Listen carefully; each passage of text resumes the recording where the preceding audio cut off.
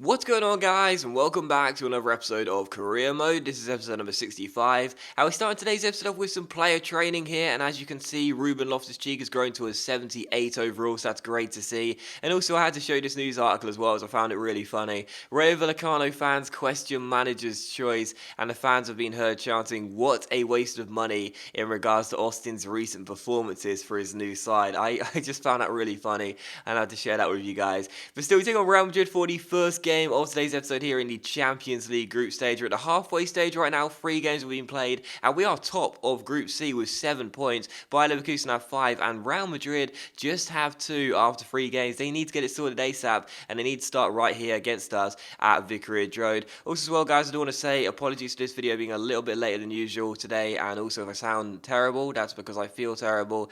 Yesterday, as I tweeted, I wasn't feeling too good. Thought I'd be better today. That's why I didn't record any commentaries yesterday. Thought I'd do this one today and feel better, but I feel worse. That was a really bad decision, wasn't it? But still, sorry about that, and I hope it's not too noticeable. Still, we take on Real Madrid for the first game of today's episode then, and what a fantastic start to this game as well, because just 4 minutes and 41 seconds in, it is a goal for our 19-year-old winger, Marco Ryan-Tala. He scored against Basel in our last Champions League game here at Vicarage Road, and he scores here as well again. Gets played through with a lovely through ball, and it's a great finish by Marco as well. Picks out the bottom corner and does open the scoring. If you remember last season, Marco Ryan-Tala had a fantastic start to his Europa League campaign.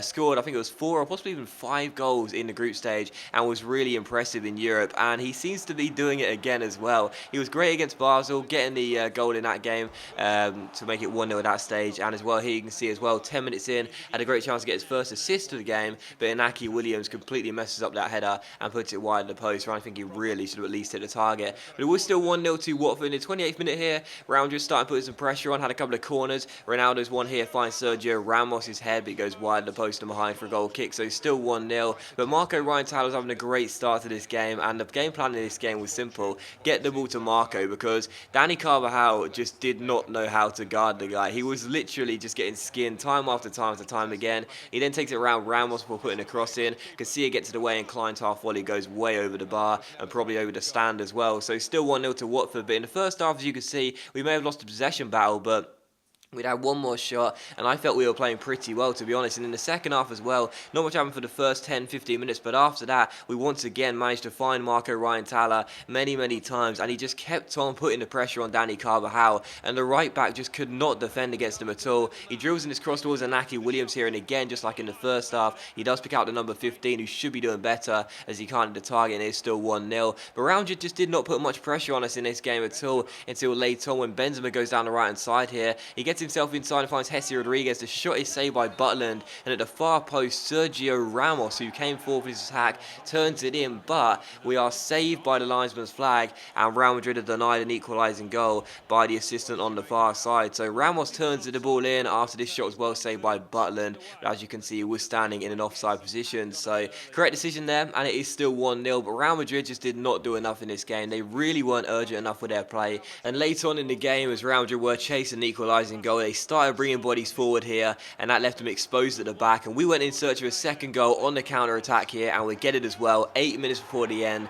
Bertrand Traore, who came off the bench, gets his second goal of the season, and his first goal since returning from injury, and this is his comeback game as well, coming off the bench. Traore with the goal makes it Watford 2, Real Madrid 0, and we are going to secure the points, and surely dump Real Madrid out of the Champions League in the group stage. So great finish by Bertrand Traore, but the mention for this goal has to go to, again, Marco the Magician Ryan-Tala. What a superb chip through ball forward it was. Perfectly weighted, really accurate, and a fantastic touch and finish by Traore as well. Fake shot around the covering defender and putting it past Kiko Casilla. And in this game as well, I have to say, you saw a shot of him there. Cristiano Ronaldo just did absolutely nothing. And whenever you play Barcelona or Real Madrid in career mode, you're always wondering how Messi and Ronaldo are going to do. Well, we faced Real Madrid twice now, and I got to say, Ronaldo, I'm thinking Cristiano who? Like, seriously, Ronaldo Ronaldo just has not cut the mustard at all. He's been anonymous for the most part, and in this game he was very anonymous. He did absolutely nothing. To be fair, Nathaniel Klein had a great game at right back once again. What a signing he's been for us. Defensively, he's been so solid for us this year.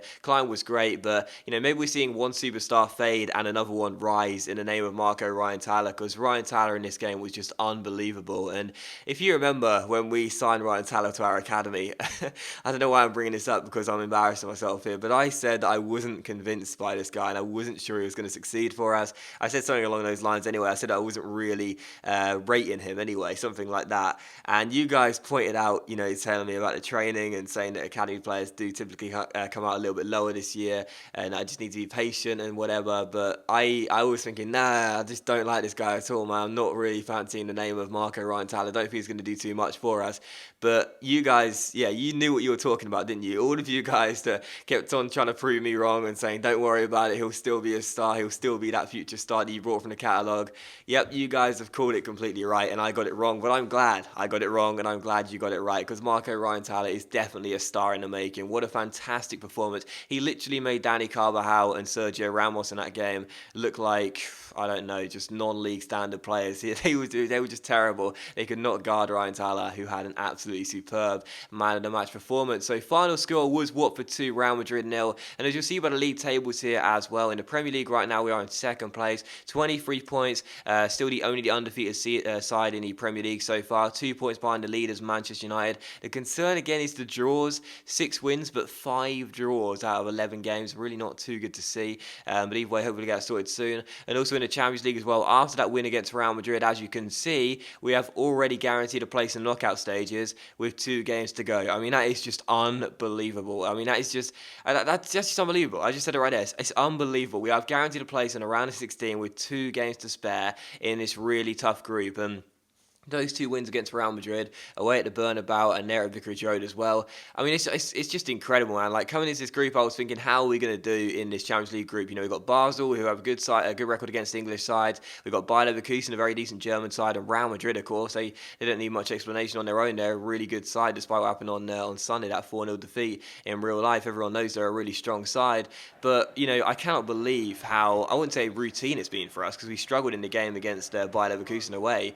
But in those 2 games against Real Madrid, we scored 4 goals against Real Madrid in 2 games. That's a bit of a surprise, isn't it? But for us, I don't care. We are through to the round of 16 stage. We haven't guaranteed a place at the top of the table. Bayer Leverkusen could still catch us there, as they're only 3 points behind us, or is it 2 points behind us? Can't remember now. But either way, we have made sure that we will be going through to the round of 16, either in least first or second, and I'm absolutely delighted about that. Still, we take on Southampton for the second and final game of today's episode here at Vicarage Road, and the first couple of chances fell to Lloyd Isgrove, a former Saints man, but he was denied on a couple of great occasions by a couple of great saves by Fraser Forster. A couple of occasions by great saves by Fraser Forster. Really good goalkeeping from the giant goalkeeper, the former Celtic man, making some good saves there, and it was still 0-0. And in the 13th minute, once again, it's Fraser Forster making a good save here, denying Conor Plianka from getting his second goal in 2 league games with a really impressive stop from this free kick, and it is still goalless. So all the pressure was coming on Southampton from Watford in the first 15 minutes, but Fraser Forster was dealing with everything.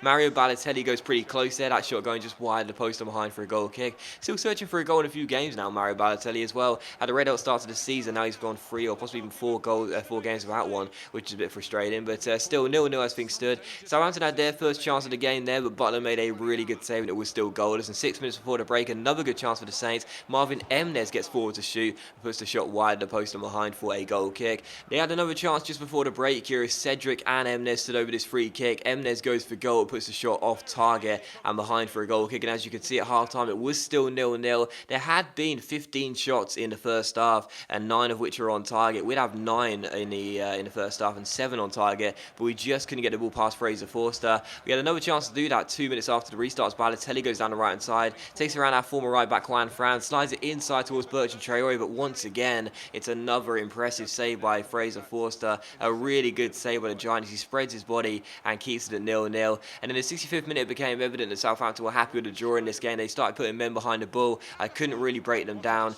They're very, very good at keeping hold of the ball in this game as well. So whenever I surrendered possession, it took me a while to get it back and try and create more chances. And sadly for us, that last one for Buffal was the last one of the game. It did finish Watford 0, Southampton 0. A very frustrating second half where I just couldn't break them down at all. Only had 2 shots in that second half, and Fraser Force put in a man-of-the-match performance with a string of fine saves to ensure his Saints did leave Vicarage Road with a point and a clean sheet as well. So another goalless draw, another draw in general. That is now 6 draws in 12 Premier League games. We've drawn half of our Premier League games, and also 5 draws in our last 7 Premier League games. I mean, that is just unbelievable, isn't it? Just really, really poor. And just in general this year, I've noticed that you seem to draw a lot of your games, a lot more than last year anyway. And I guess the proof is in the pudding right now. Another draw for us, very frustrating. And hopefully we'll get it amended as soon as possible. But that does end the episode today, guys. So thank you very much for watching the video. I really hope you have enjoyed it. If you enjoyed today's episode of Career Mode, then please do leave likes. It's much appreciated. It really helps my channel out. Once again, I apologise for being a little bit late than usual, and also for my voice. Hopefully it wasn't too bad.